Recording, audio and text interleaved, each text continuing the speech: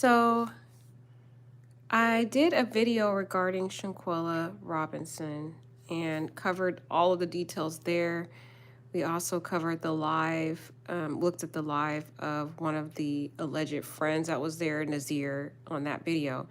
But as I've been looking more into the story, I found this live that was done by this man here who is from the North Carolina beat. He has also been investigating this case, and he had a little bit more details about the story that makes me believe that this was a setup, in my opinion, because based upon his indications, he went and talked to Shanquella's mother.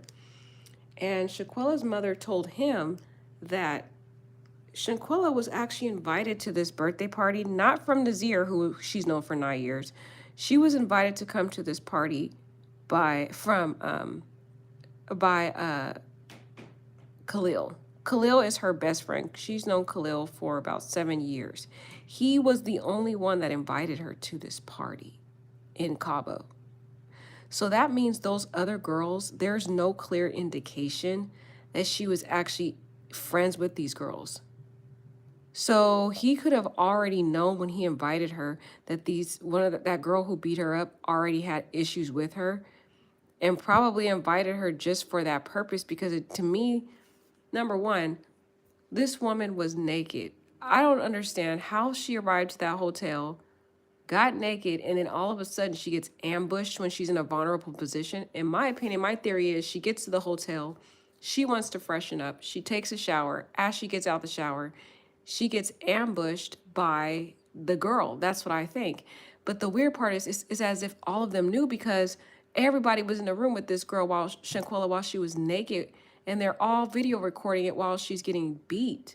So it sounds to me like Khalil, who's supposed to be her best friend, set the whole thing up. And let's take a look at this photo here, guys. It looks as though, here's a photo from Petty Blog. It looks as though they have been friends for years, but notice in this was when they were younger. There's not one picture of Shanquella in this picture. So it looks like she wasn't actually friends with all of these people. Look, this is them when they were younger. That girl right here, you can see her. She looks like, let me see if I can figure out who she looked like. This is like a younger footage of him, but this guy right here, he looks like Nazir when he was younger. You could tell that's Nazir. The guy who did the live that we talked about, that looks like the pretty light-skinned girl, Winter. And that looks like Khalil right there. But in this photo of them when they were younger, we don't see Shanquella in here. So what if this has been a long-term beef that they've had for many years? And what if this girl right here is the Diogene girl that killed her, in my opinion, allegedly? But look, guys, that's the thing. It's like this is them when they were younger. They had been friends when they were kids, but Shanquella's not in there. And so that makes me think she was friends with Khalil. Khalil is her best friend. He invited her to this party, right? And that doesn't indicate that none of these other people when they were younger, it doesn't indicate that any of them were her friends. Now, Nazir claims up and down that that was a friend he knew for 9 years, but you guys know how mean girls can be. There's no indication that she actually was invited. Those other girls wanted her there. What if Khalil already knew that Diogene, I can't say that girl's name for anything, had an issue with Shanquella and brought her there just for that reason? So let's take a look at this guy's live here. He explains some details that he acquired from Shanquella's mother.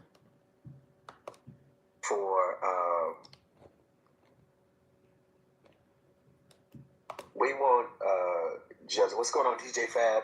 We want justice for Shanquella Robinson. Okay, many of you may not know who she is, and many of you may have heard about the story. She and some friends, well, her best friend of more than 5 years, about 6-7 years. His name is Khalil Cook. Now, Khalil is a friend. I'm talking about like a friend. You know how you have that best friend where you hang out with, you go on vacations together, you hang out all the time, you know, you go out to dinner, shopping, whatever. You come over to mama's house, you hang out, and we're talking about best friend. We're not talking about no friend where we just meet people at the club 3-4 times and then we call ourselves friends. No, we're not talking about that type of friend. friends.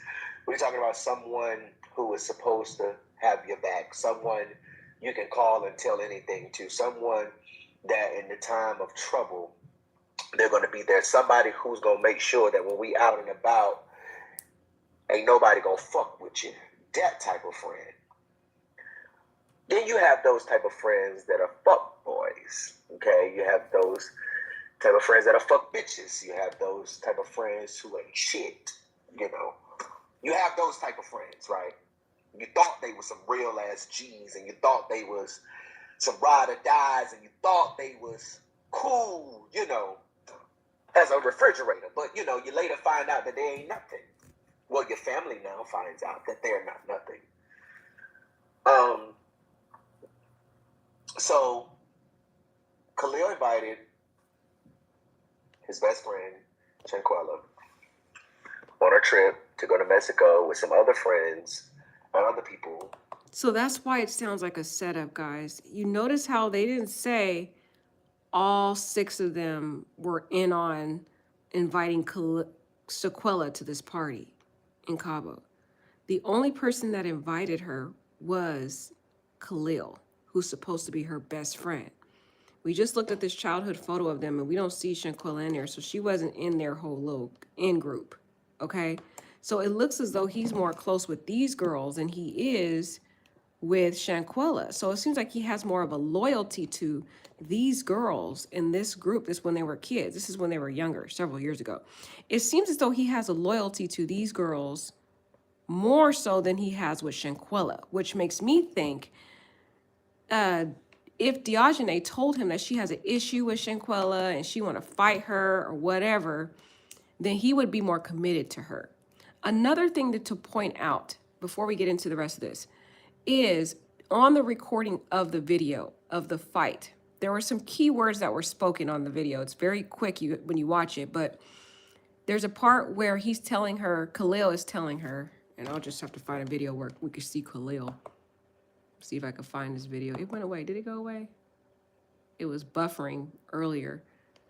Okay, here it is. So Khalil, oh, he's not on this one.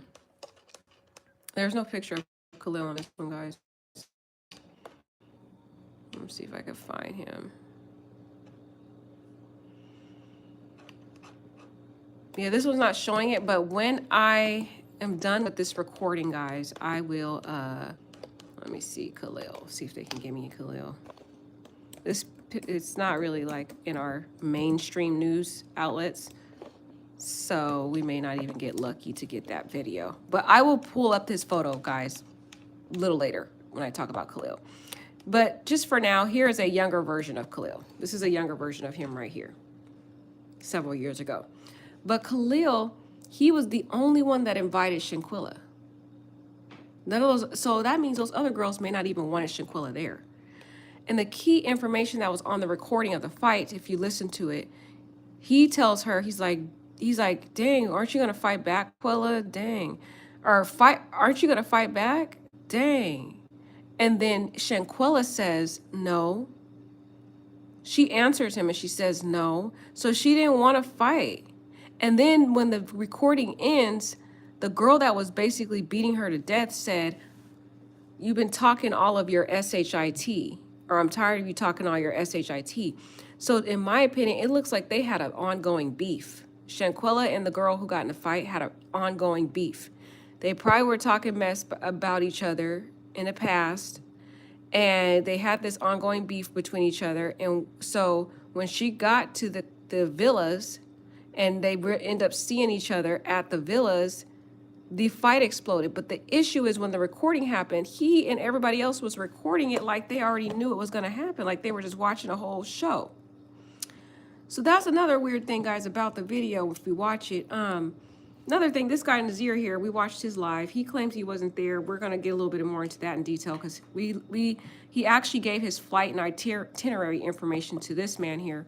So we'll get into that a little more later. But let's continue to watch this gentleman here. You know, that went to Winston-Salem State University. And, you know, they get over there. Khalil calls back and tells Shanquella's mom that Shanquella's not feeling good at all. She's laying down. She threw up some. So, of course, the mom says that they were calm because they knew she was with somebody that they knew. They knew she was in good hands. She was with Khalil, and they thought maybe she had a hangover.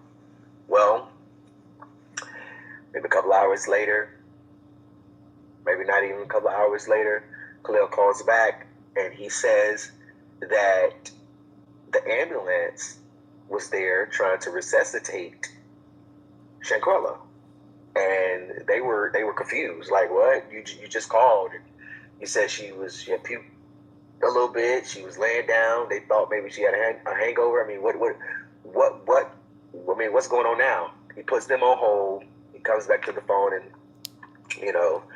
and says that it's alcohol poisoning. I'm sure he and the other wackos had to scramble to say something or what have you. Unfortunately, the medics was not able to save Shanquella.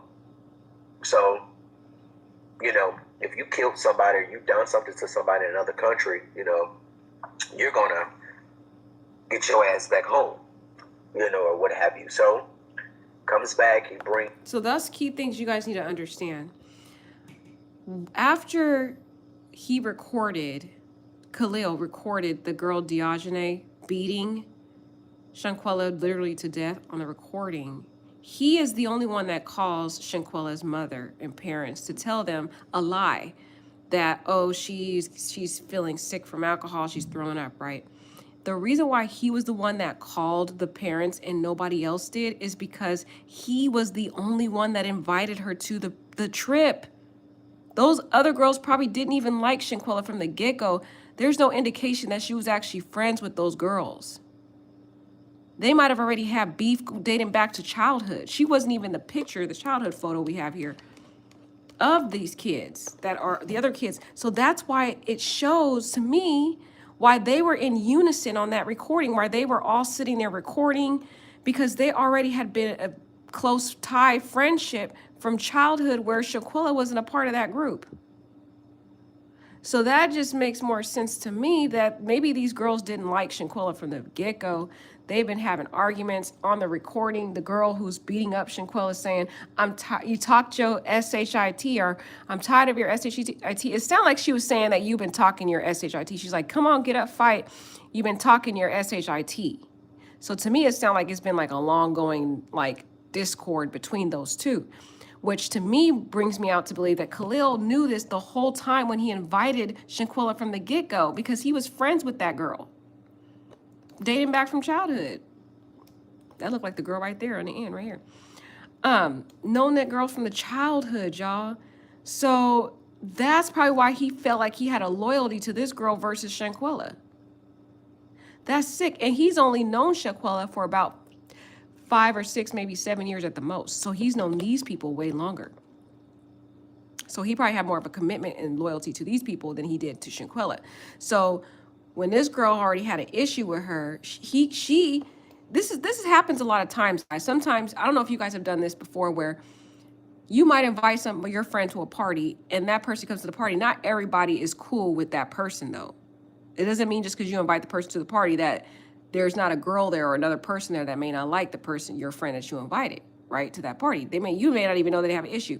But in this case, the fact that he was sitting there recording it, it's like he already was in unison with the girl that was beating her up and how they ambushed her. This woman, Shanquella, was naked.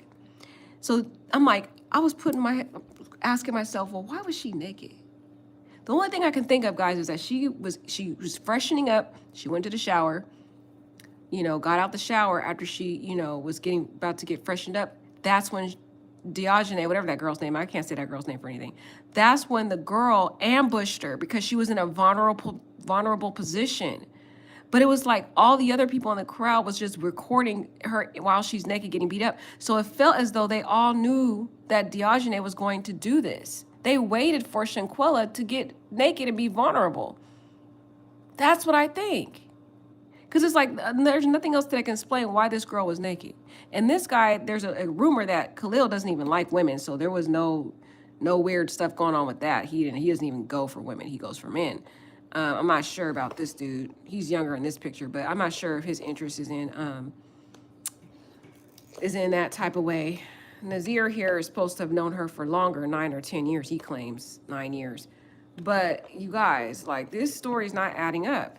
And then that's why when we're listening to this narrator, the guy who talked to the parents of Shanquella, he keeps saying that he kept calling the parents of Shanquella. The reason why he kept calling the parents of Shanquella, nobody else did, is because he felt responsible for Shanquella because he was the one that invited Shanquella to this trip. So he basically reassured her parents, Shanquella's parents, that he was going to take care of her, and when he didn't, she died. So he was the one that had to keep calling Shanquella's parents to let them know what was going on, except for he was lying to these parents about what happened.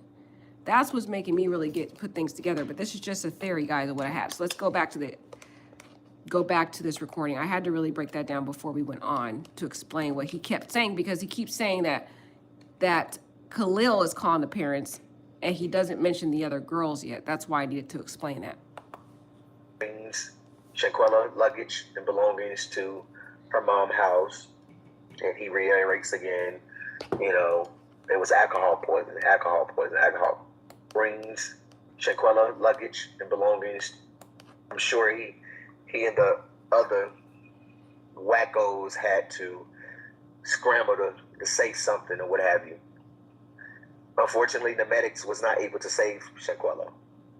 So, if you killed somebody, or you've done something to somebody in another country, you're gonna get your ass back home, or what have you. So, comes back and brings. So that explains why they hurry up and they fly back to America, because they knew they killed that girl. Even if they didn't take part in beating her, they knew that they were in conspiracy, and they knew they could have ended up being arrested in a foreign country, basically in Mexico. So that's why they hurry up and fled the Mexico, because people keep asking, well, why didn't they stay there? Why did they leave her body there? It was a consciousness of guilt. It shows a demonstration of guilt why they fled the area, because they knew they could have been subject to criminal prosecution in Mexico. That's why they left. And you'll also hear this guy say that Khalil is the one that took Shanquella's belongings, her suitcases, everything. He took her belongings and he gave it back to her parents. So again, that's another indicator to us that he felt responsible for Khalil. He was the one that invited her to this party. He was the one that was supposed to look out for her. But in reality, he betrayed this woman because he didn't look out for her. He videotaped her death, basically. Brings Shanquella luggage and belongings to her mom's house, and he reiterates again, it was alcohol poisoning. But then he comes over to the house every day. His mom comes with him every day, and it's alcohol poisoning. You know how people, when they have a guilty conscience and when something happened, they try to stick around or act like, try to be normal to make it not seem weird and obvious. That's not, it was.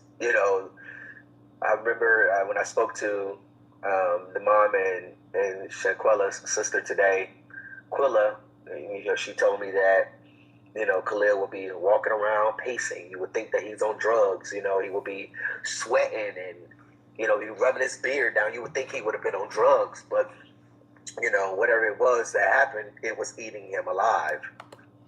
So if you heard him explain it, and I'm just going to try to break it down as I can, when he flew back after he fled Mexico, knowing good and well they was going to be subject to criminal prosecution, right, in Mexico, they fled to get out of the way, right, because they knew they were guilty.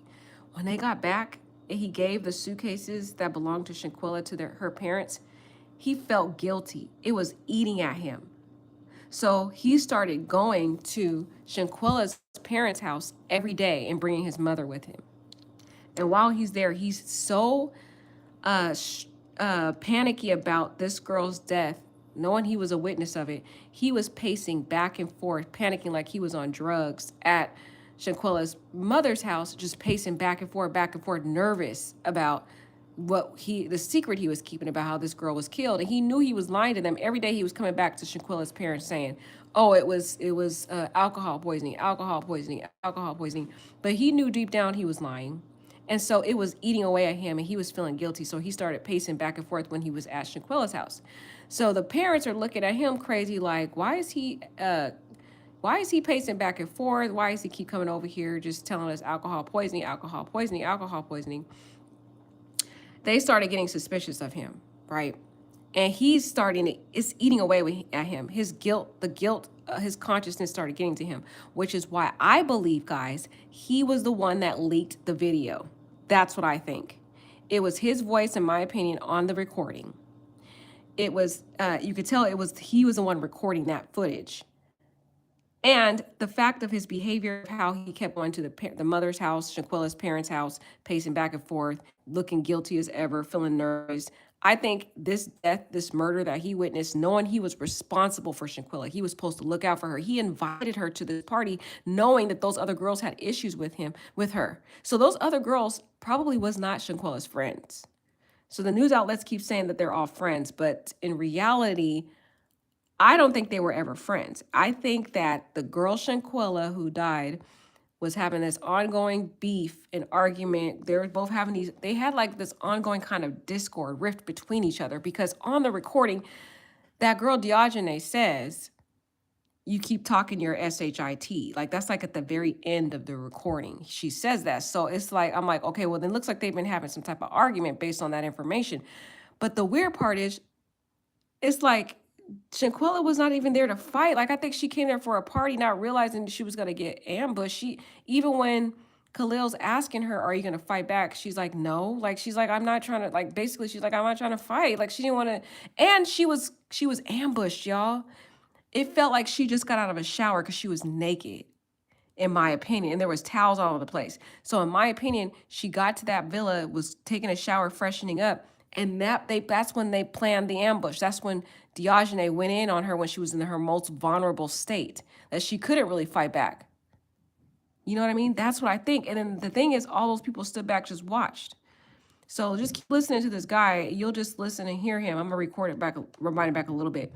But when you hear him, just listen to how Khalil's acting. Khalil is the only one that invited her to this party. It was. I remember when I spoke to the mom and Shanquella's sister today, Quilla, she told me that, Khalil would be walking around pacing. You would think that he's on drugs. He would be sweating and, he rubbing his beard down. You would think he would have been on drugs. But, whatever it was that happened, it was eating him alive. So he brings over Winter.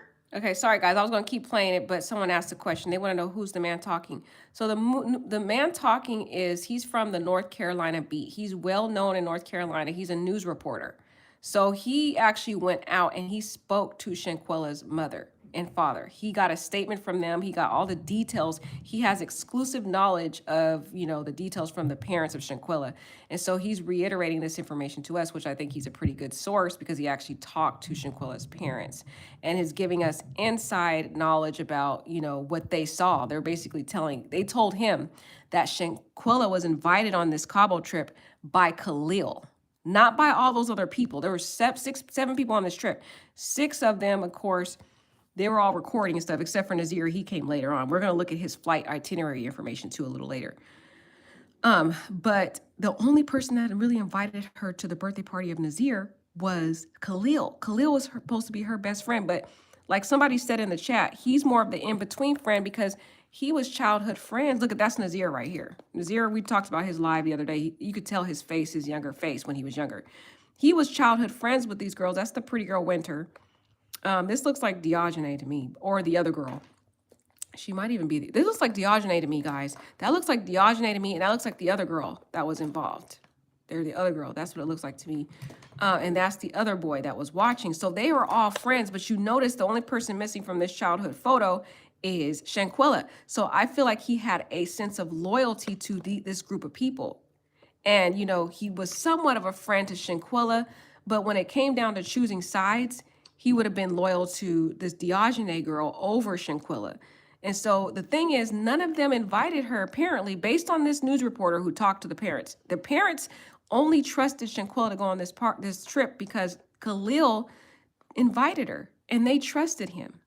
They thought, okay, it's cool for her to go. She's going to be safe because she's with Khalil. That's why Khalil, it was the only person that called the parents first. He called the parents. He's the one that told them that, she had alcohol poisoning. He told the lie. And then she eventually talked to these other people, but, they were telling different stories. But the only reason why they felt okay, because they were like, oh, well, she's with Khalil. That's her best friend or whatever, allegedly. Okay, that's what's going on. So sorry guys, I had to go back, but somebody was trying to figure out who this guy was. Donovan and the Janae Jackson. Okay, he brings those two over at one point. At that point, the family had been told that there was a fight over there and that they jumped on Shanquella. Well, the sister, Quilla, had asked the girls, was it true or not? And they said, no, it was no fight going on. It wasn't nothing like that or whatever. Wait, let me rewind that, guys. Sorry, I need to rewind that because you guys missed the part. Winter Donovan and the Janae Jack. That's not. Sorry, guys, I have to rewind it back because when I interrupted it, I missed the part. So after he's nervous, Khalil, he tells Shanquella's parents, he keeps coming over there, pacing back and forth. His conscience is getting to him, it's eating away at him that he knew he was supposed to protect this girl and he didn't. He failed. He was a part of this murder, basically, by watching it, allegedly. So after a while, he brings over Winter, one of the girls that was there. He brings her to the house and he brings the murderer, Diogene. It was. He brings the murderer, Diogene, and Winter to Shanquella's mother's house after they get back from Mexico. And he tries to have them explain the same story that they were saying, that it was alcohol poisoning. I remember when I spoke to the mom and Shanquella's sister today, Quilla, she told me that, Khalil would be walking around pacing. You would think that he's on drugs. He would be sweating and, be rubbing his beard down. You would think he would have been on drugs. But, whatever it was that happened, it was eating him alive. So he brings over Winter Donovan and the Janae Jackson. Okay, he brings those two over at one point. At that point, the family had been told that there was a fight over there and that they jumped on Shanquella. Well, the sister, Quilla, had asked the girls, was it true or not? And they said, no, it was no fight going on. It wasn't nothing like that or whatever. So they said, at this point, we're just going to wait for the autopsy to come back, All right, y'all saying it's alcohol poisoning, y'all not changing. Okay, we're just going to wait till the autopsy comes back. Well, the autopsy comes back, and the autopsy says that Shanquella had a broken neck. She had her spinal cord was severed, broken, and she was beaten. A photo that when I spoke to Mr. Bernard earlier this morning, he told me that he shared a photo with the mom and the sister that showed Shanquella on the table, and it showed her forehead swollen, eyes swollen, lips busted, as if she had got into a fight. And the motherfucking Mexican police is saying that there was no signs of foul play. How is there not any signs of foul play when you got 6 motherfuckers telling you that this young... Okay, excuse me, guys. He starts cussing. Forgive me for the foul language. I'm just saying, guys, forgive me. It's him, the way he's talking. Lady died of alcohol poisoning, but y'all hoes still alive. Y'all hoes still breathing. Y'all hoes drinking alcohol, and y'all doing just fine. But Shanquella died from alcohol poisoning? How is it? So he just goes on into his rant, but that's the part I wanted you guys to listen to. He gives us some kind of exclusive in details about the fact that he brings over the murderer, to Shanquella's house, guys. The one that beat her to death. He brings her over, Khalil does, to Shanquella's house, and he brings over Winter. Winter's the light-skinned girl. Let's see if I can find those photos again. We're gonna go into some more details about this real quick, guys. But I think that here's the photos. I could show y'all the older pictures, because the pictures I showed you right now was the when they were younger. So let's see if I can find. That is okay. That's the girl. So Khalil brought over the murderer, Diogenes, brought her to Shanquella's mother's house, okay, to look Shanquella's mother in the face and tell her, and brought the other girl. I'm gonna show you the other girl that he brought. So he brought her, and then Khalil brought Winter. See, look, that's Winter right there. Winter brought her, and Khalil brought Diogenes to Shanquella's mom's house, y'all. That's messed up. Brought the murderer to Shanquella's mom's house and looked this mother in the eye and lied to her and told her it was alcohol poisoning. The reason why he brought them over, because he was like, you responsible for killing her, so you gonna hold this weight with me. You're gonna come to Shanquella's mom's house with me, and you're going to say the same lie, because I shouldn't have to do it. I'm not the one that killed her. Basically, what he did. So these are the culprits we went over before. Hey guys, another thing about this dude. Here, let me go over this dude. This guy right here on his Facebook. This dude, to me, in my opinion, Malik Dyer is evil. Okay. Malik Dyer, after he flies back to Mexico, he acts like life just goes on without, anything, like nothing ever happened. He goes on with his life. This is Khalil. But he goes on like nothing ever happened. On his Facebook, y'all, if you look up Malik Dyer, on his Facebook, y'all, he's over here promoting parties right now. He's got flyers on there to come to these different live parties and stuff, as if nothing ever happened. How do you watch a murder and see this girl dead, and you just come back to home to North Carolina and act like nothing ever happened? This is how evil people are. Evil. And guys, also, this guy has a kid too. He has a little 6-year-old, or she's younger than that, a little small daughter. And so people are all over there on his Facebook saying, what if this happened to your daughter? You're over here partying and stuff and promoting parties and flyers and things. And what if this happened to your daughter? Like, you need to speak or do something. It's like how sick these people are. They sat there and they're just going on with their life, guys, as if nothing ever happened. That's sick. When I saw that, just seeing there's different flyers on his page, promoting all these these different parties and stuff, I was just disgusted. And he got a whole daughter. You don't care? Like, what if that was your daughter that happened to your little girl? And this is the guy we were talking about, Khalil. He was the one that invited her. Y'all, this was not an all-inclusive, like they all wanted Shanquella there from the get-go. This is the dude he was the only one that invited her to the party. If anything, guys, the only two people that really knew she was coming was probably, in my theory, this is just a theory, guys, he invited her, and Nazir probably knew that she was coming because it was his party from the get. It was his birthday. But the other girls, it seemed as though they didn't like her. It wasn't like they had any loyalty to Shanquella. So that's a problem already, guys. Okay. Let's go into some more stuff about Nazir. Now, Nazir, I did a whole live on Nazir. We went over his whole entire video.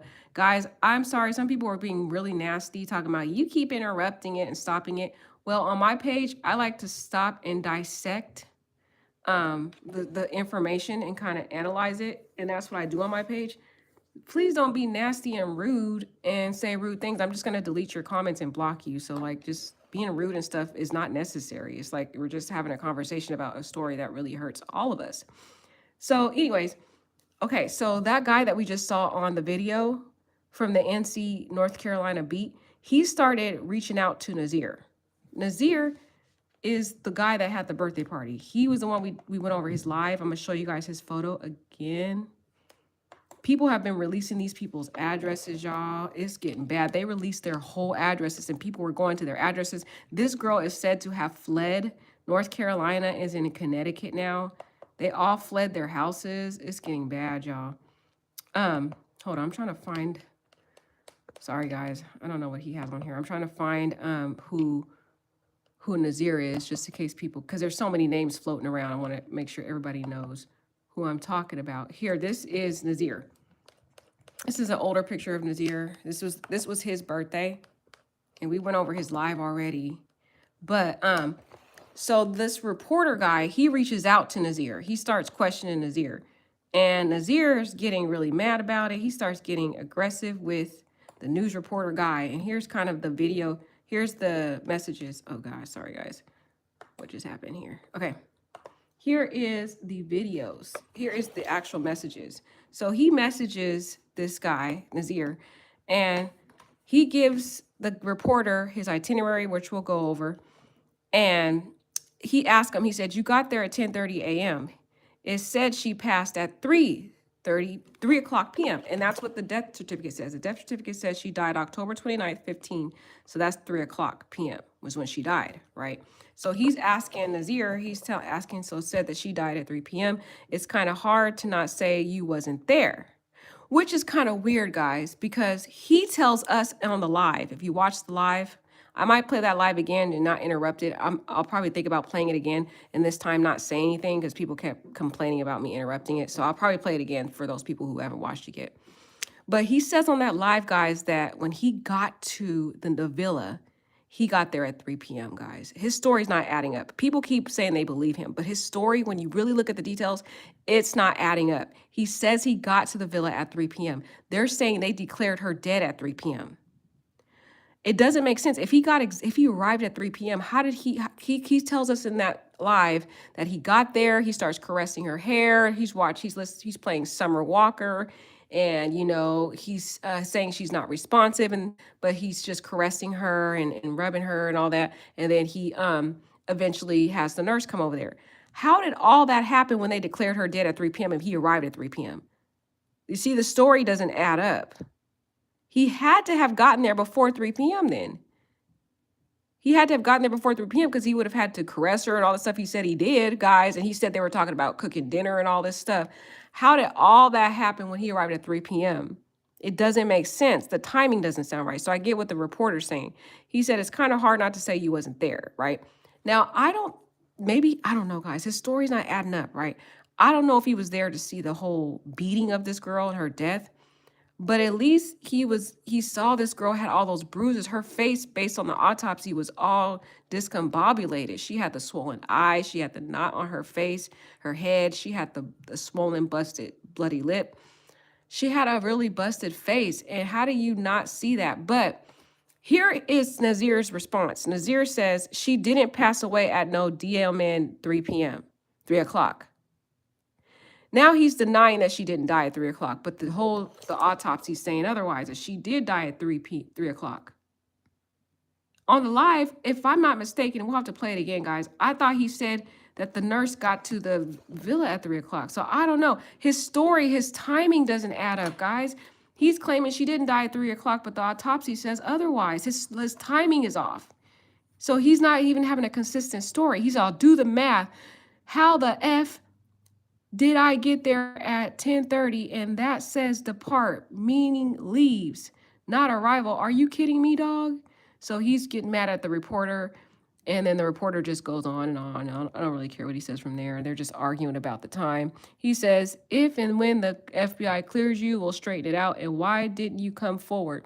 He's all, come forward to who? You? Who are blah, blah, blah.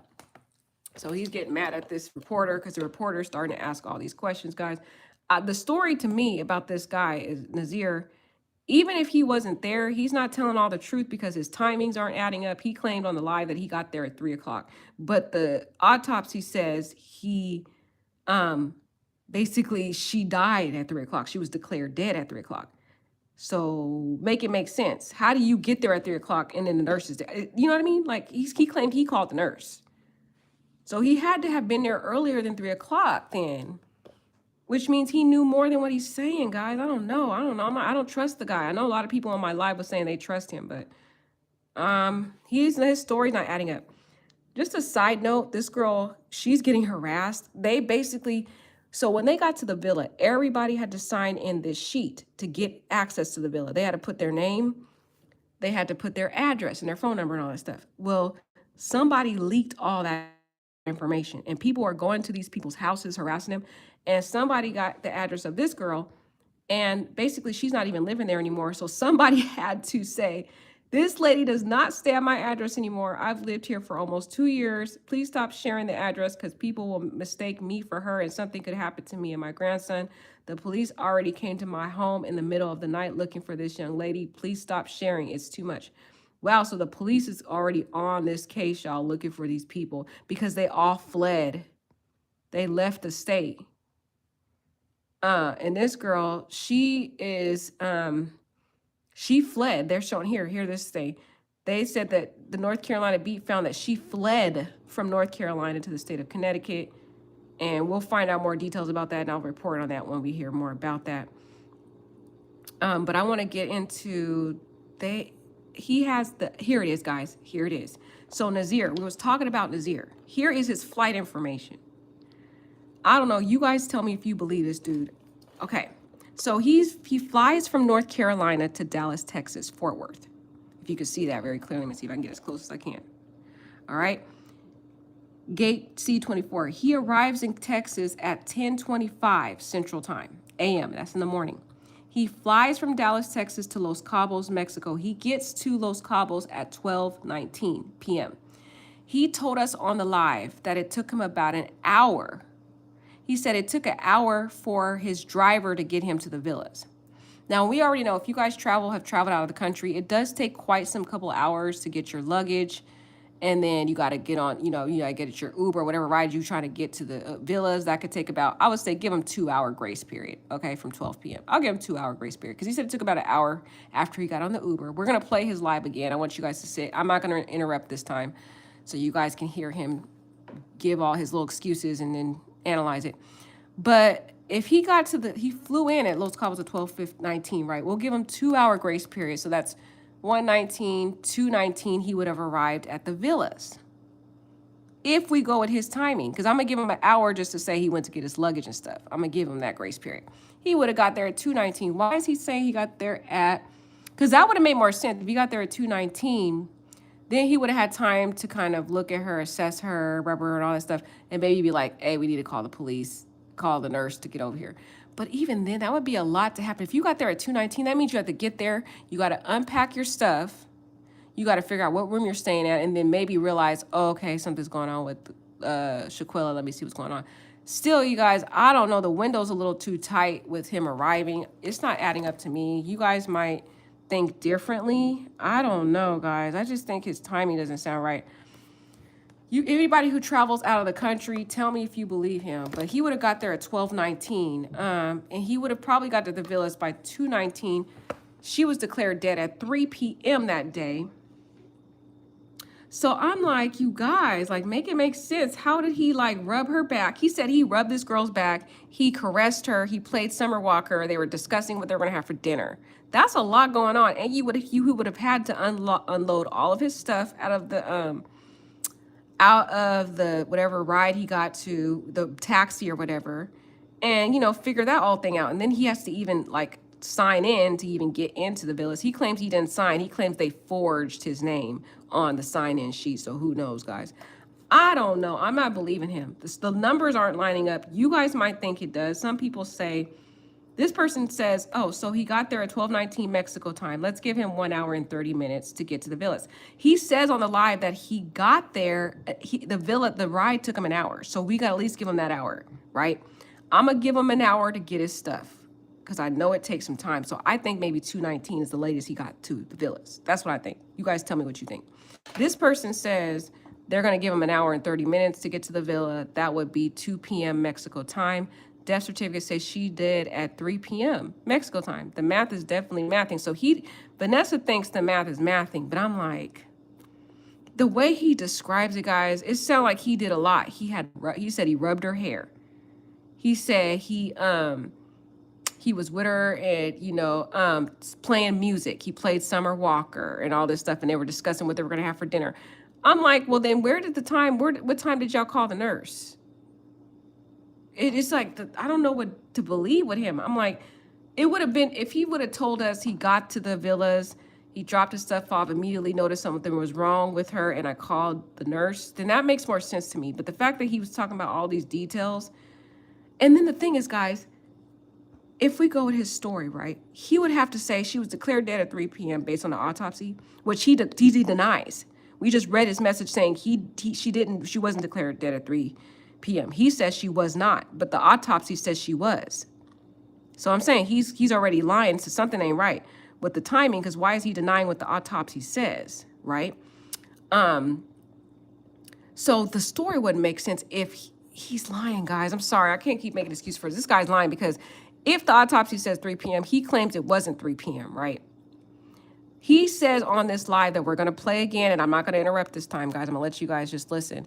He says that he got to the villas at 3 p.m. So how is she declared dead at 3 p.m. when he gets there? If he did all the other stuff of rubbing her hair, playing Summer Walker, talking about dinner, it's not mathing. I don't agree with this Vanessa girl. I'm sorry, the numbers don't sound right. Because he even denies, he claims that she did not die at that time, or she didn't die at 3 p.m. So I don't believe him, guys. I don't believe him. I'm sorry. I know a lot of people really believe this dude and they are on his side. I'm gonna see if I can find his live again. I'm gonna play it from scratch this time, and I'm not going to interrupt it because I want to give people a chance just to get their own analysis. I gave my analysis during the last time, and I feel like people didn't get a chance to formulate their own opinion. Okay, I'm gonna go on my YouTube and do it, because it looks like he took it off his page. I don't know why he took it off his page, but bear with me, guys. We're gonna play it shortly.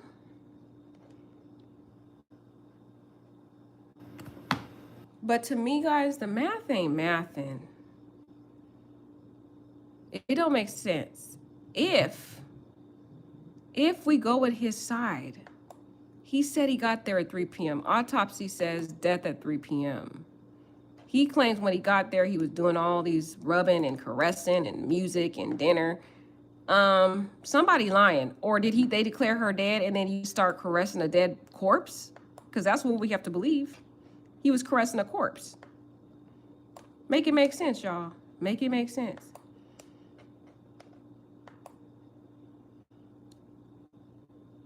So I'm going to play it right now, guys. I'm going to let you listen to it without any interruption. Take your notes, whatever you got to do. Let me get the unmute off real quick. It was traffic. I don't know why. So she was showing symptoms. My taxi driver, it took us an hour to get to the villa because it was traffic. I don't know why. So I got to the villa around 3:26. I instantly, as soon as I go in there, I go to Cooler. Cooler didn't leave my side, none of that, till the nurse came. But I got too far ahead. So Cooler was laying on the couch in the game room.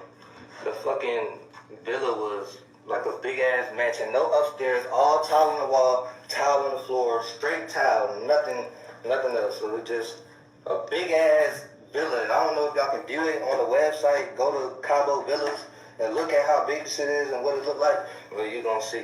So when I got there, she was in the game room. They told me she was not feeling good, so I instantly go to her, put on her side, get a bag, and all that. So I'm sitting right next to her the whole time. I was crossing my heart and hope it out.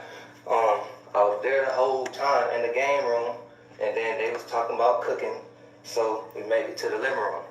I put on some soft music, sitting with her, rubbing her head, just chilling, waiting until the nurse came, because that's what I was informed that was happening. At first, I was told that it was a male coming, and then a female showed up. So by that time, I skipped another thing. Quilla wasn't found dead. She wasn't found dead. The maids found her slumped over the toilet in her room.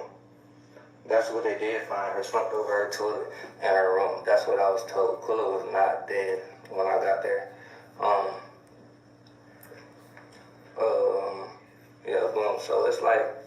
So when I get in there, I go in, I see Cooler, I see chilling, I put her on her side. I go out and make that video where I'm telling about I'm here. That I Cooler get up. So I'm thinking like, damn, we got stuff to do. ATVs, a boat, dinner. I missed the chefs. I missed everything. Anyways, fuck that. So I'm like, damn, I'm thinking, Cooler, let's get up. I say that in the video. Everybody can hear it. Everybody know.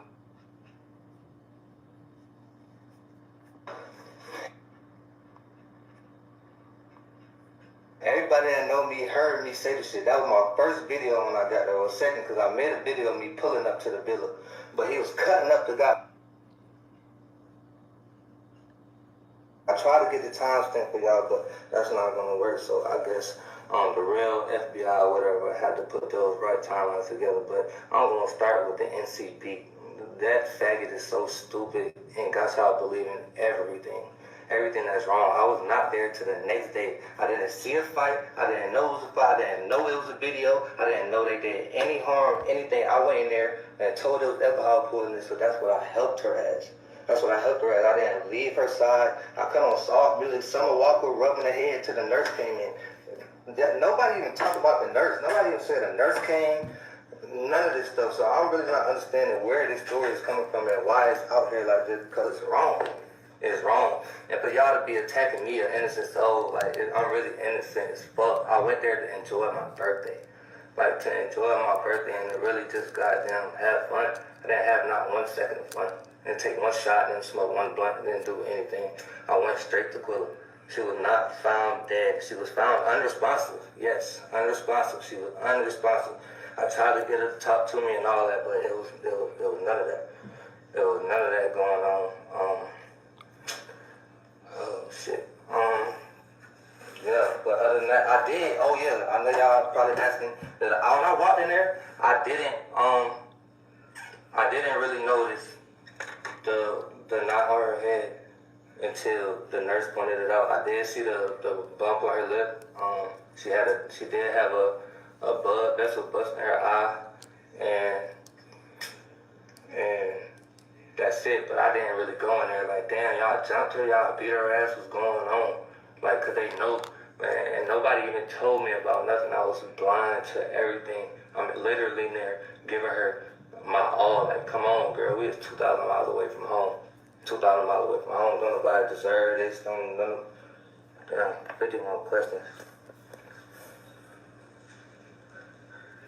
Bro, why is y'all talking about boy did y'all kill y'all friend? I wasn't there. I don't have those answers for you from Friday to 3 o'clock when I got to Cabo. I just don't have them answers. I posted my flight itinerary. When I got there, I can't make that up. I can't. I really don't know what else to do but show y'all fucking the real tickets if I could even find them when I landed and didn't land. But I could post the video, I could show the video, it's gonna show the timestamps because it's in my archive. I got there at 3-something p.m. I made my first video at 4:26. That's me outside by the pool, saying, Quilla, get up, let's go, we got stuff to do. Let's go have fun. There was no fun in that. There was no fun in that. There was nothing good coming from that. I went in there with my bag, put it down, went to the game room, went to the living room, stayed there. The worst time of my life. And now y'all on here trying to say I killed her. Me, the nigga that got there a day late. A day late. The nigga y'all didn't see in the video. I have 1,030,000 tattoos. Do I sound like I was in that video? Go listen to it again. Do you hear my voice in that video? Like, come on, bro. Y'all niggas is really stupid. The bitches is stupid. The old ladies, all of y'all are stupid. I don't care who's after me because I have all my timestamps. I've been real close and cordial with everybody who really means something. So everybody else, this was just to give y'all some comfort. Because I'm not doing it no more. I'm not responding to nothing else. And all the death threats, I can go with y'all move. Everybody. I turn me to a pack. All that shit y'all was talking, y'all just talking out your ass out of hurt because y'all listening to social media. Social media. Of course, my story is going to be different because I got there a day late. I can only tell you what I know from 3:30 till Sunday when I left. That's all I can do. I really can't give nobody no other answer from Friday because they didn't tell me. I didn't go in there, sit down and make no alibi with nobody. I didn't know nothing. They didn't tell me nothing. Cross my heart and hope to die on this Bible right here. I don't know nothing. I didn't sit and make no alibi. I didn't even have time. I got there an hour later. The nurse came in the door. The nurse came in the door.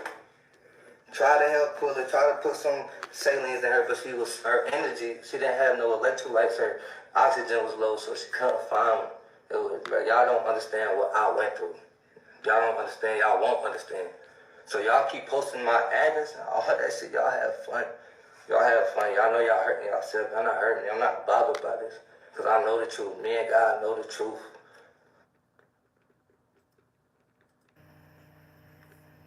I've been to the house. I talked to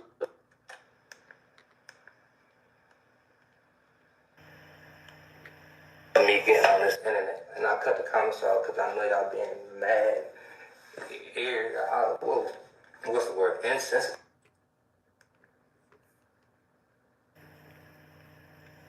So I ain't even finna go back and forth on this shit with nobody. I said I tried to go live with the NCB nigga. He swear he know the time. She been to Mexico and stuff before, so he knows how everything goes. But Instagram and everything keep timestamps. Everything is in my archive. Everything else, so you're gonna have people watching my page when I go live. That's cool. But you're a loser.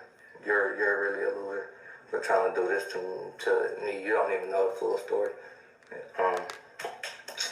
What else I gotta say? I really think that's it. I'm really not giving y'all too much because that's all I had to say.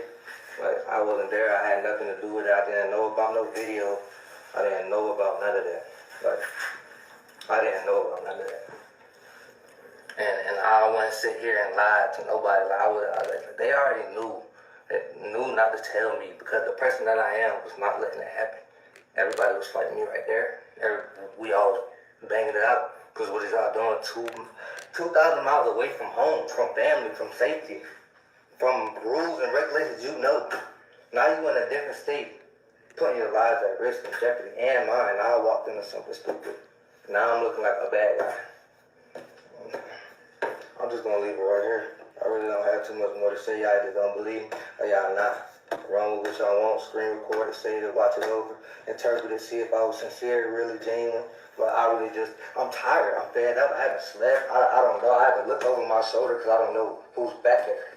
Like, this shit is stupid. It's really stupid. It's really stupid. And I'm not even going to address the tough guys, man. It's nothing to talk about. I'm innocent. If you want to make a move off of impulse and how you feeling because of the internet, that's cool. What else? But when the truth come out, I really don't want to hear nothing from nobody. Y'all can really go on about y'all day, y'all life. We ain't got to talk, be cool. You feel how you feel because that's the information you was given. I respect it, but I can't respect you. That's because if you knew me, you know that's not me. That's not my art. My art's so pure. I'm not computational. I would try to end everything before it gets to something like that. Come on, bro. You don't do that 2,000 miles away from your house, bro. You don't do that. You don't do that. I have the most respect for Miss Robinson, Quilla, everybody. Like, y'all welcome me with open arms. Listen, heard me out.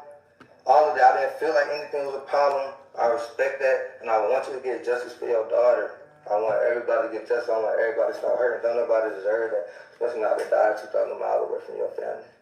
It's not fair. It's not fair, and I say it every day. I say it every day. I think about it every day. It's not, well, I can never forget. Y'all won't let me forget because y'all think I'm responsible for it. But I just don't understand why.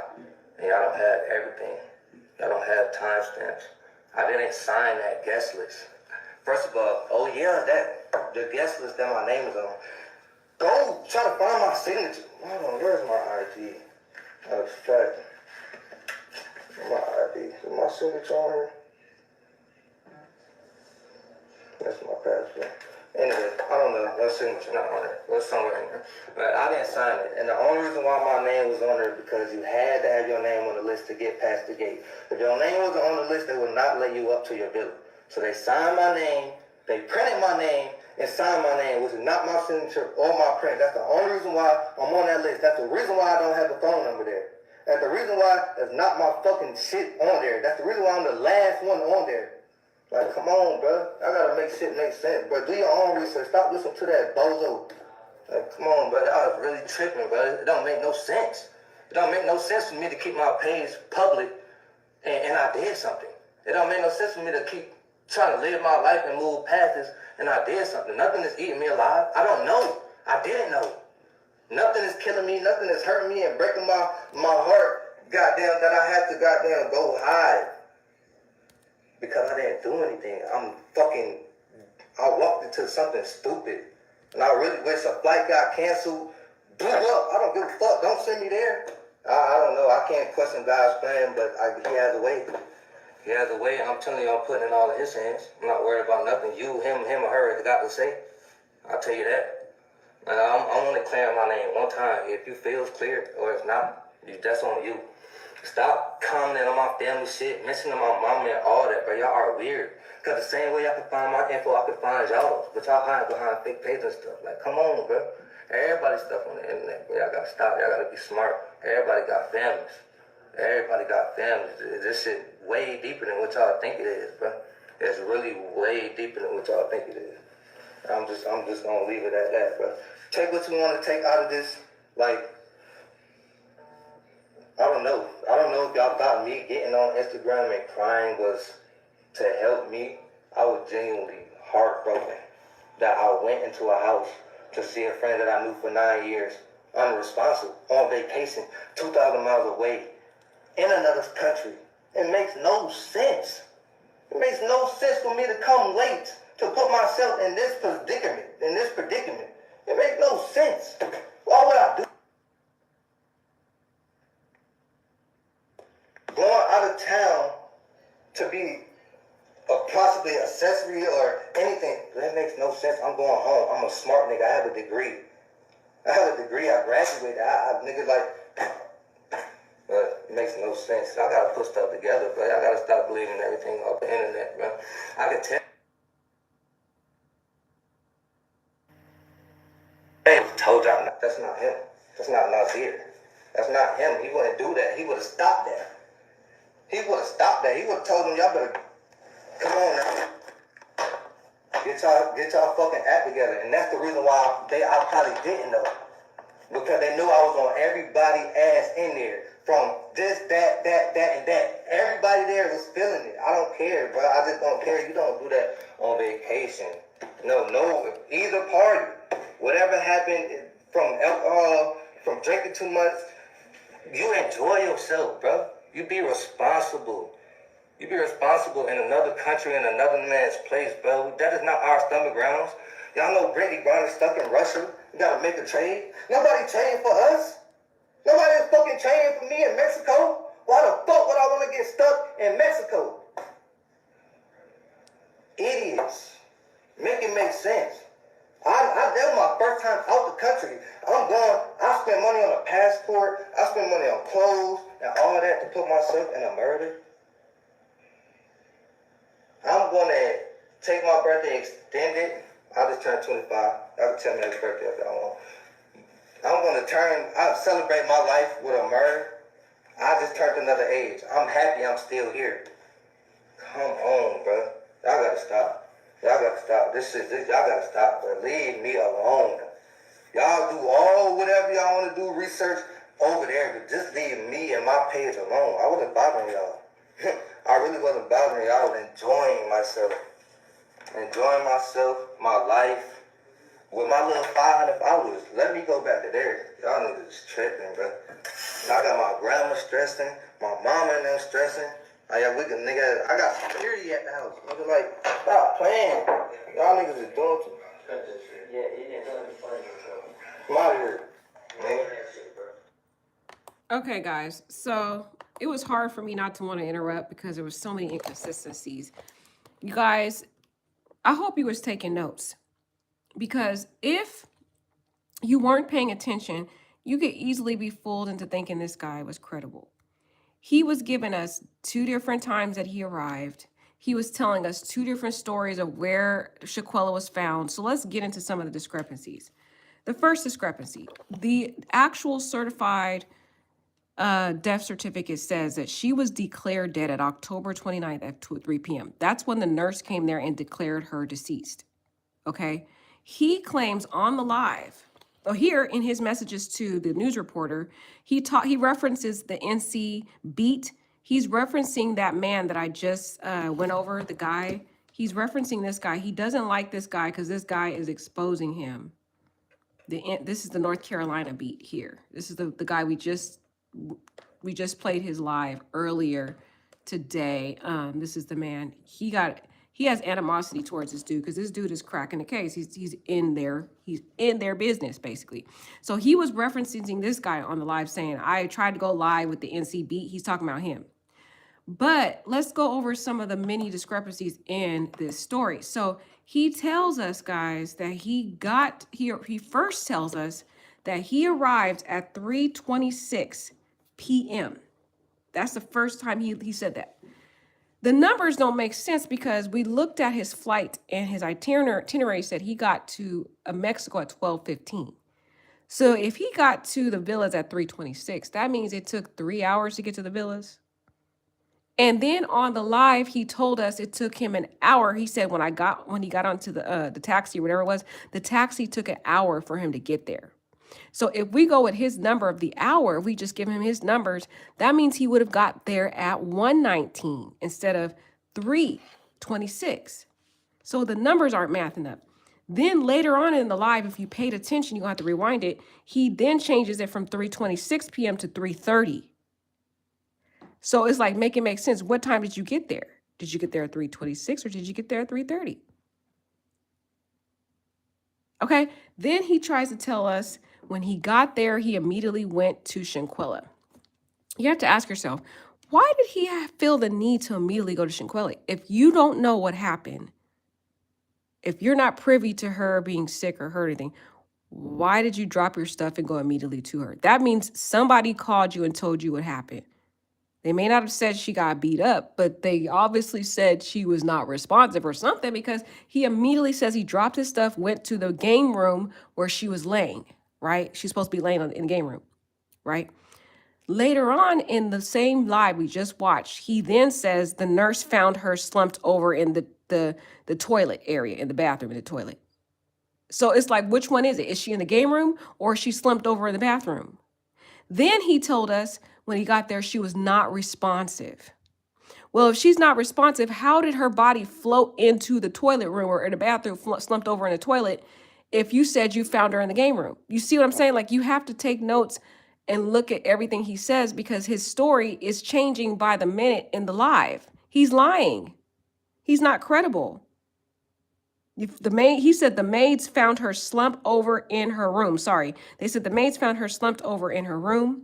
Not in the toilet, guys. Strike what I just said. He said the maids found her slumped over in her room. That's weird. You said you never left her side. He said he never left her side. When he got there, she was in the game room. He never left her side. Then how come the maids found her later on? This is not making sense. If she was declared dead and you never left her side, how did the maids find her later on by herself in the room?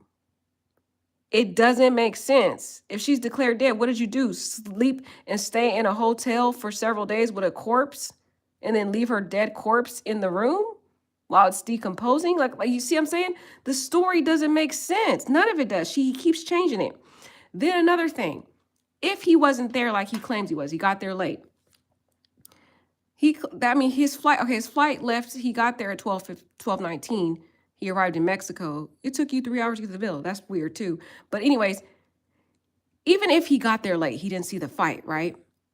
Don't you think, he says he had a college degree and all these degrees and accolades and stuff. Okay, if you get to a villa and you see that your friend is butt naked, no clothes on, she's got a swollen face, her eye is swollen, her lip is swollen and busted, and her hair is all disheveled, and she got no clothes on? You don't ask questions? You just believe the first thing they tell you? Aren't you going to be a little bit suspicious? Like, why has she got all these bruises? Why is she naked, first of all? Why is she butt naked? Like, and then another weird thing about this guy, he said he caressing her. You caressing her in her naked body? Like, what is this? Okay, guys, there's some rumors going on too about this dude. I don't know if this is true, guys. So just take it as a grain of salt. But there are some rumors floating around about this guy, and they are saying that he is kind of a sketchy dude, that he has put, you know, things in girls' drinks and done things to girls. So it made me even more sketchy about this dude. I'm like, well, did he do something to her also?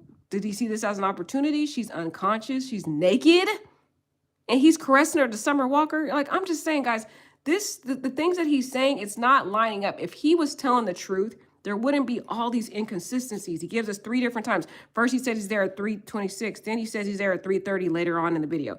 If he tells us the maids found her slumped over, but then he tells us he never left her side. How are they finding her all by herself? Then he told us he called the nurse. How is the maids finding her if you're with her and the nurse is supposed to be there? You know what I'm saying? Like, all these numbers, all this stuff doesn't make sense. The story's not making sense. He said he got there, put the bag down, went into the room. She was there, saw her, busted lips, swollen eye, naked. She butt naked. And how did you know it was an emergency? How did you know that you needed to urgently get to this girl and never leave her side? Somebody talked to you and told you what happened. They may have lied to you and said, didn't tell you the full details, maybe. But if you so smart as you claim you are, he claims he's Mr. Smart. Why didn't he ask questions? This is weird. It's like he tried to play dumb. You can't be that dumb. Anybody tell me in the chat, if you came to a villa, you see your friend like that, all messed up and butt naked, when you think something's not right, even your own intuition would tell you something's weird going on here. It doesn't sound like it's just a drunk situation. So guys, the story doesn't sound right to me. There's way too many inconsistencies. If you're telling the truth, the story should make sense, and it doesn't. Okay? I'm going to go on this real quick. This is Gossip Girl, or whatever her name is. She has a part in here, I think this is the video, it might be the video, guys, where she tells us that there was some sketchy things about the dude, about him drugging women and stuff. I don't know if this is true. It's an allegation. But if he does do stuff like that, it makes me more worried. Did he do something to her when she got there? Crime of opportunity. She's not conscious. She's laying there naked, not responsive. It's just, this story's weird. And how, guys, the question I have too, how did the maid find her slumped over in her room? If you said you were with her in the game room and you never left her, was she found there by herself? And if she was, then that means he's lying about the nurse thing. That's what I'm saying, guys. The story doesn't make sense. I'm sitting here scratching my head trying to figure out what the story is. Let's take a look at this real quick. The maids found her slumped over the toilet in her room. Right. Did you hear that? That's what they did, find her slumped over her toilet. And that's a lie right there. We know that's a lie that he just said, because the autopsy came back and said that she had a cracked spine and neck. It is impossible for anyone to be able to move and get to a place and be slumped over and all that stuff, like to be moving and stuff. How does she move and get to that position? And then it doesn't make sense too, because didn't he just tell us when he got there, he immediately went to the game room and was holding her and caressing her? So the way he's describing this, it's like she was found there by herself, which means this story is confusing. You said you never left her. The way you're describing that the nurses found her slumped over in the room, that means you guys were all out the hotel. Like, this is just weird. It's weird. And usually maids come in because they're cleaning up and tidying up the room. They're just trying to clear the room. So I'm like, guys, the story doesn't line up. It's confusing. And if you're confused, it's because this dude is lying. He may not have been there during the act, but there is other crimes called accessory after the fact. That means if you know of a crime and you cover it up, you're still just as guilty as the people who committed the violent act and was there watching.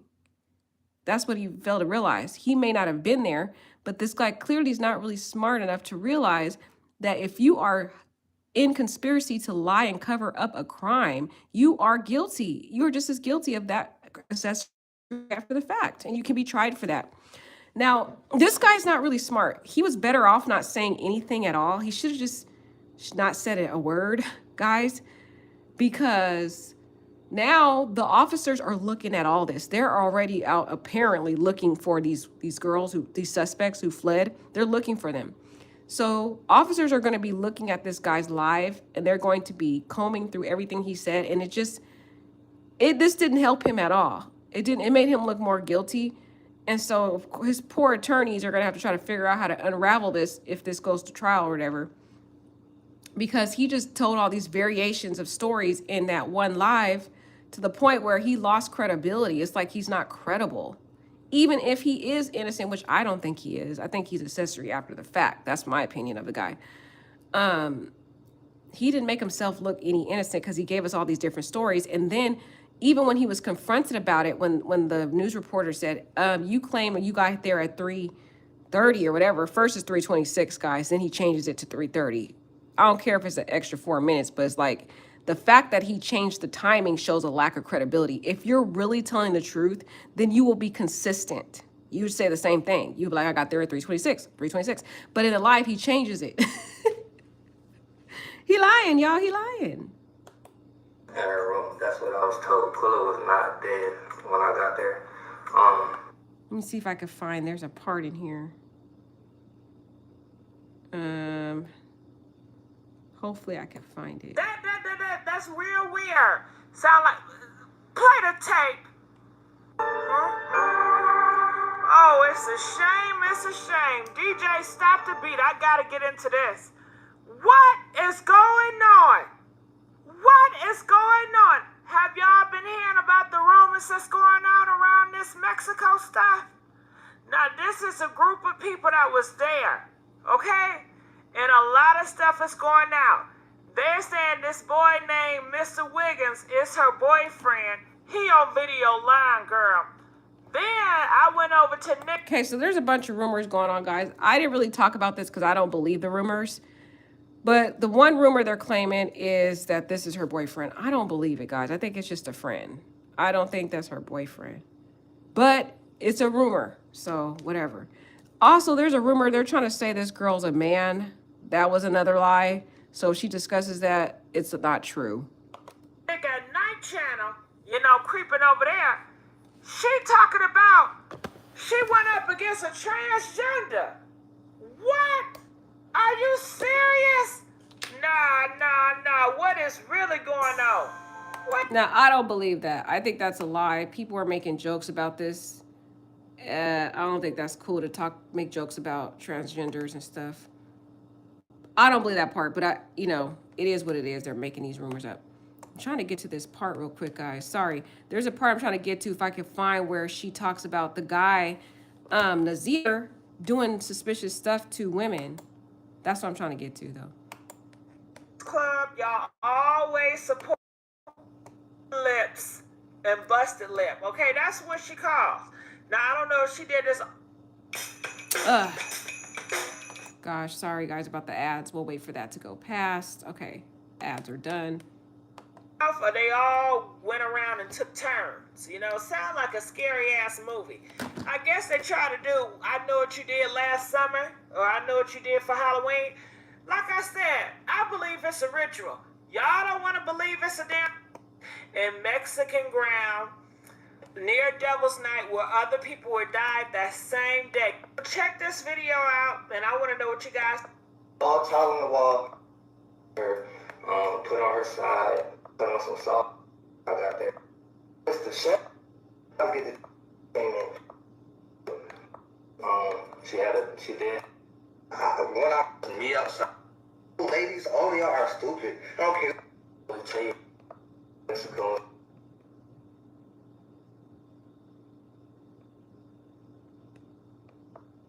Because I didn't do anything. I'm already got to say. Okay, I can't find that part in the video where she, rubbing on her hair. What type of shit is that? Check this video out. Oh, yeah. Shout out to, Marcy Bonnie. Marcy Bonnie. Shout out. Somebody told me that it's women out here that said that he put sugar boogers in their drink and take advantage of them. Are them. Yeah.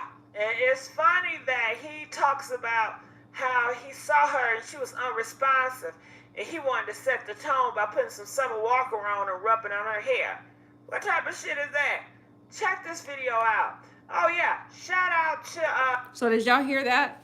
So there's some rumors going on that he spikes girls' drinks and he does the R word on these girls. So I don't know if that's true, guys. Those are allegations. Those are rumors that, you know, people are saying. I have no idea if it's true. I don't even know what source she got that from. Just letting you guys know. But that's a rumor. But it is kind of suspicious that he gets there and he sees this girl butt naked. I mean, naked. And he's caressing on her. Like, what did you do to her while she was unresponsive? Guys, this story sounds real weird, right? One more thing I want us to analyze real quick is we got to we need to listen to the words that were spoken during the fight. Let me see if I can get to that part. Because you can hear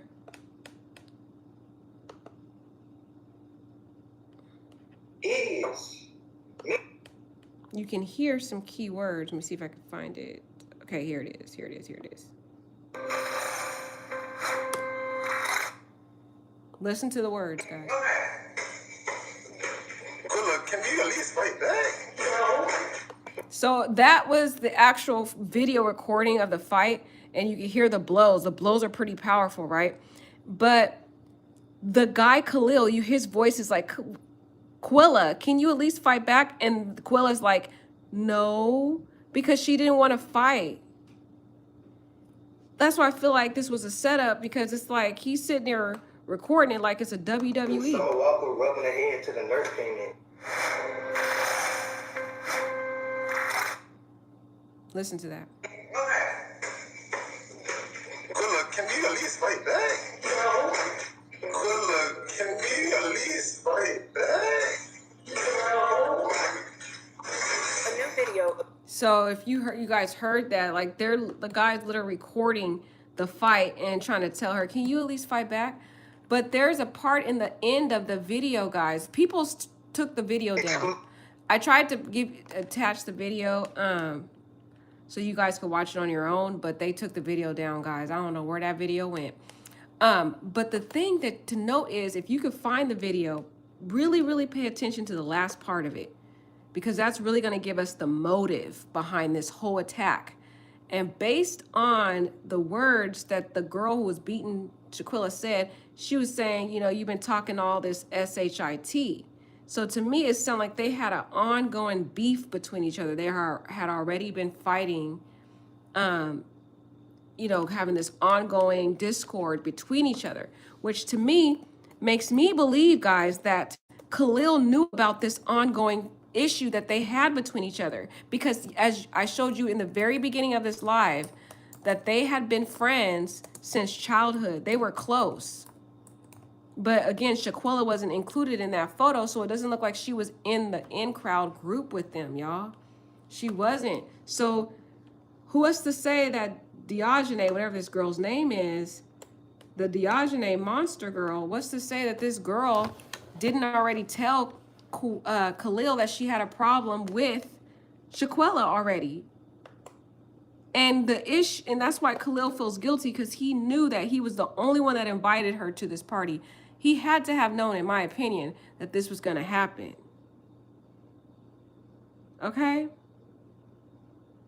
This girl, and she's not as skinny as she is in that picture anymore. Diogene is more thicker now.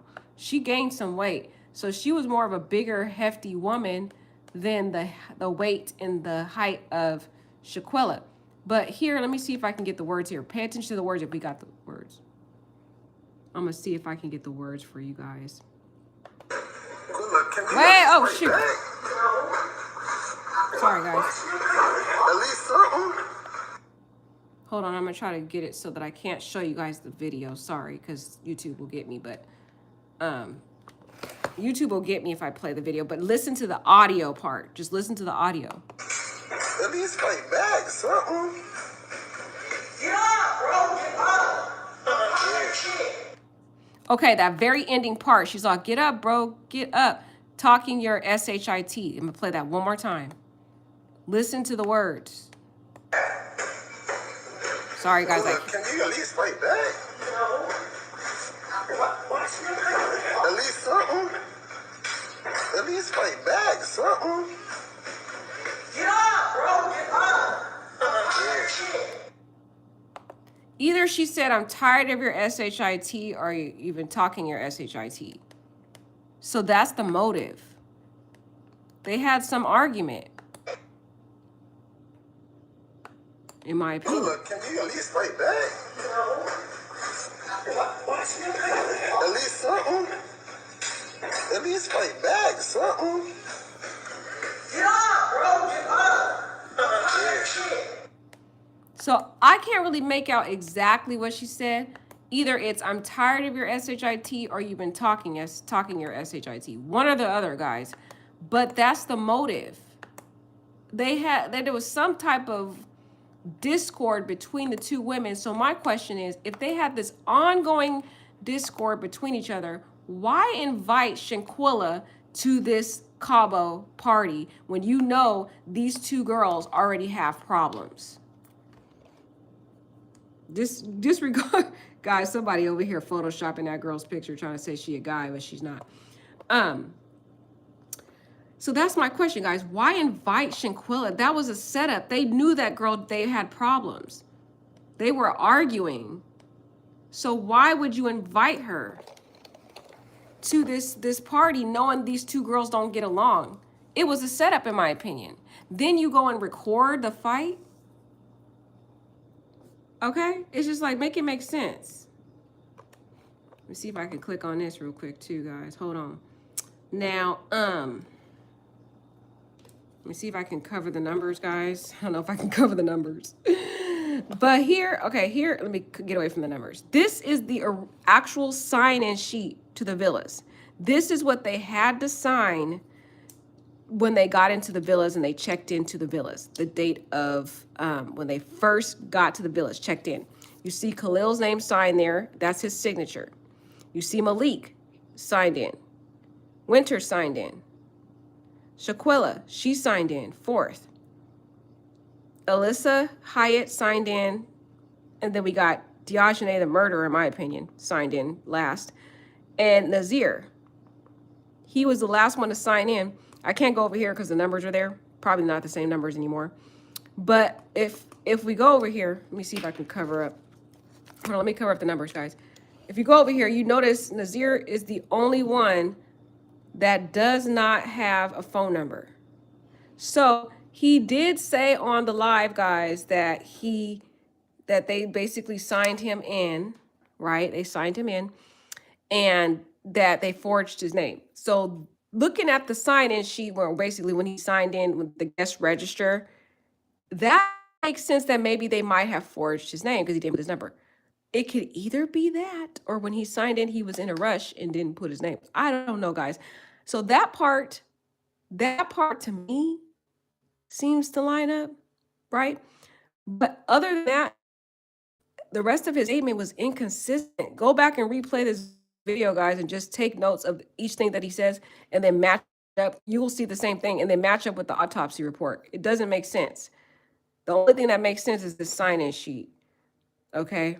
Right here. This is their signatures. Now, people, they got a hot copy of this sign-in sheet and they started calling the numbers. And they said the numbers are all wrong. News reporters actually called the numbers too, guys, and they were getting voicemails.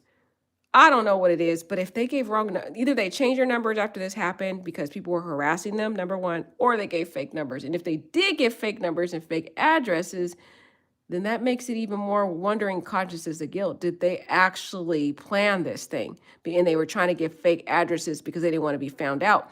Because, guys, they released these people's addresses to the public, and people, like we already saw that one girl, Winter, they try to go to that address, and the lady that lives there says that Winter hasn't lived there in 2 years. So that makes me think, did they give the wrong addresses out at Mexico? And if they did, that's a consciousness of guilt. That makes me think that they already knew they were going to kill this girl. That's one theory. Or here's another theory. Let's say still Khalil invited Shanquella, knowing that this girl, Diogene, already had an ongoing discord problem with her. They have been arguing, talking SHIT, whatever, having issues, rift between each other. He knew they had problems, right? This still was a setup, guys, because right when she gets out the shower, she gets ambushed by Diogene. That part doesn't make sense. Why do you wait until Shanquella gets in the shower to then fight her? Wouldn't you think if it was a random sporadic fight, guys, if this just happened to happen while it was there, wouldn't you think she would have had clothes on? Like they just had an argument and they start fighting? This person, Diogene, planned it out. She waited until Shanquella was vulnerable when she was naked. That's the only thing that makes sense to me, guys. But here's the thing. We don't know if Diogene and all them planned to kill this girl. Maybe they went too far. Maybe she wanted to ambush this girl, beat her up, but her intention wasn't to kill her, it was just to beat her up, and it ended up going too far, and the girl died. But still, y'all, the way she was throwing that girl on the ground, the way she did pulled her by the neck and threw her on the ground, it just sounded like there was some sense of rage that Diogene had. And either she said, I'm tired of your SHIT, or you've been talking SHIT. It seems like something that had been boiling up inside of Diogene for a long time, and she just exploded on this girl. But it was a setup, in my opinion. I don't care what anybody says. It sounds like a setup, because it's like, how do you wait until this girl gets in the shower or whatever? This is my theory. I don't know if she was in the shower beforehand. That's the only way I can explain this girl being naked. Like, it doesn't make, no other story makes sense why this girl was naked. No other sense. The only thing I can think of, guys, is that she came out the shower. Right when she got out the shower, she was ambushed by Diogene. That's what I think.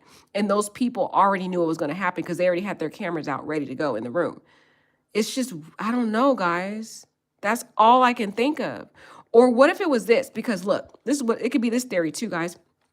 They already didn't get along. Diogene and Shanquella never got along, period. Khalil unilaterally invited Shanquella to this party or to this Cabo event.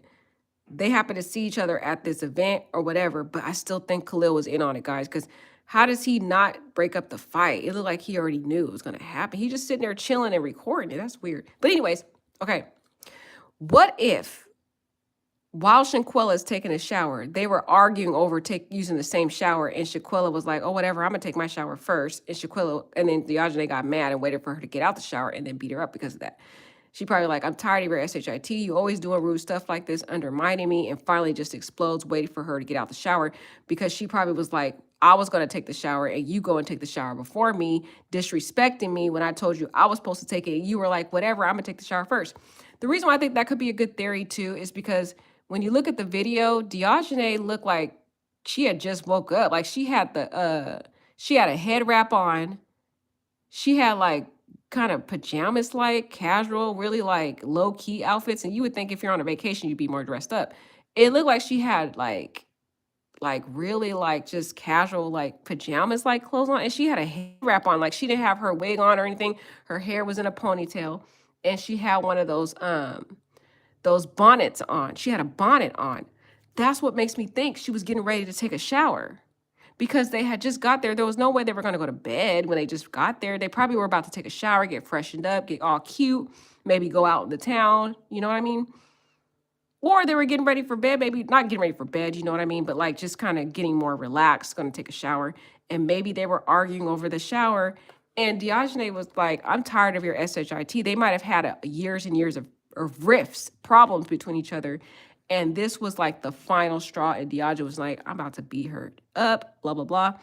And everybody else was like, oh, shoot, we about to go watch. Because it's like they had to have had some type of notice because they all were in the room while Shanquella was naked. Like, I don't know, guys. These are all the theories I have in my head. None of them may be even true. You guys let me know what theories you can make up because nothing else makes sense why this girl was naked. Like, you know what I mean? Like, I can't think of any other reason why Shanquella would be naked. And Shanquella looked like she was caught off guard. Like she was like, she didn't even want to fight. She was like, Khalil asked her if she was going to fight. And she was like, no, I'm not, no, I'm not going to fight. So it just makes me think she was ambushed. You know what I mean, guys? Tell me what you think, man. Tell me what you think. These are my theories, y'all. No, I'm not going to stop shot. This is my page, and I like to analyze stories, and I have a right to do that, okay? These are all just theories. I'm not saying they're true. I'm just trying to make sense of this, what happened. Like, everybody wants to know what happened. This was a very heartbreaking story. This is my page. I'm going to say what I want to say on my page. It is a free right of me to do that on my page. If you don't like what I'm saying, get off of my page, y'all. There's thousands of YouTubers out there. You can make your own videos if you don't like what I'm saying. I'm going to say what I want. I don't like when people get on my page and they try to regulate and try to control what I say on my page. Like, make it make sense, y'all. Make it make sense. Okay? Okay? It's just a theory. I may not even be right. Somebody said, I think side chick theory could be possible, but it still wouldn't have called for all that. I know. I'm just trying to figure out why the girl was naked. That's what I'm trying to figure out. I personally think they partied late in the night before and were sleeping. Oh, you could be right because, okay, you could be right. You know why? Because this sign-in sheet is for October 28th. Look, the sign-in sheet is for October 28th. So all of them got there October 28th, and Nazir is the only person that got there October 29th. He got there a day after they did. They were already there. So Shanquella died, realistically. She wasn't declared dead on this day, but she never regained consciousness after that fight on the 28th. She never did. So in my opinion, she probably was already dead, which if she was already dead, then how is it he gets there at the 29th at the next day? How is it did he not notice that her body was cold to the touch? She would have already reached, a state of really being, her body being really stiff. Her face and her body would have been really cold to the touch. I don't know. This is even worse, not making sense. Because he got there a whole day later, allegedly. He claims he got there at 3:26. But the nurse got there at 3 o'clock to declare her dead. Guys, I don't know. This is not making sense. No matter how you put it, the guy doesn't make sense. But you're right. They did get there a day before. I think you guys are right. They got there a day before, right? October 28th. I don't know what time this happened, the fighting happened. But that's why I think there was some type of discord regarding the bathroom, because it could have even happened the 29th in the morning, This could have happened in the morning or at night. Like you guys were saying, they probably partied that night, got back to the hotel, the villa, was getting ready for, to get, freshened up. And they probably were having arguments probably that whole day. Maybe they was having their little eye contact, whatever. And then the final straw is Shanquella goes in the shower first. And Diogene was like, no, I was about to take a shower. Why would you? And then she undermines her, goes in the shower first. Because they both would look like they were like in nighttime state. Like she was naked. And then Diogene looked like she was in some type of pajamas and a head wrap, a bonnet. So guys, I don't know. How do you explain her being naked? Y'all tell me the theory. Because this don't make sense. How that girl looked like that. And the girl and Shanquella looked like she was caught off guard. It looked like she was ambushed. She was not expecting this. And she didn't want to fight. She told Khalil she wasn't going to fight him. Because Khalil's like, aren't you going to fight back? And she's like, no. Like, she didn't want to fight. So, y'all, it's going to be up to the federal government. It's going to be up to the FBI at this point. Mexico doesn't want to get involved. They look like they're not going to prosecute these people, but we'll see. I don't know. I don't have too much hope in Mexico prosecuting. So we have to put our hope in the FBI and in the feds to try to take the case and prosecute these people. It looks like people are saying the police came to look for Winter. So maybe the cops are already looking for these people to question them. So that makes me think they're probably going to try to prosecute them, which is good, because if we don't get justice in this, we all gonna be in danger going forward. Meaning people are gonna try to use traveling overseas or whatever to different countries to commit these type of acts. If these people get away with this, then it's gonna be dangerous for all of us. I'm just saying, don't be trusting your friends. You can't, because if they get away with it, it's gonna create an incentive for people to say, okay, well, why don't we just travel to Mexico or whatever if they want to take somebody out. I'm just saying. But we'll wait and see, y'all. We'll wait and see. All right, guys, let me know what you think, what your theory is. Like I said, I'm just thinking of theories because this story doesn't make sense to me. I don't understand some of the things, and I'm trying to make it make sense, y'all. Make it make sense. All right, take care, guys. Good night.